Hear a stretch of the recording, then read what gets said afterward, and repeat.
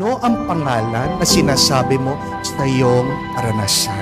Remember, the name is the destiny.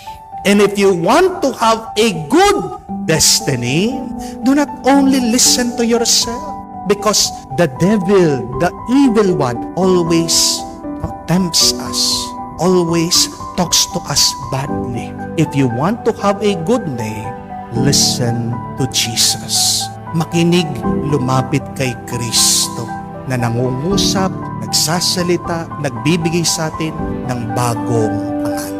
At ano ang bagong pangalan natin? Hindi na tayo makasalanan. Tayo'y napatawaran. Tayo ngayon ay tinutulungan. Hindi na tayo nabibigatan. Tayo ay pinagpapala niya at binebendisyon na.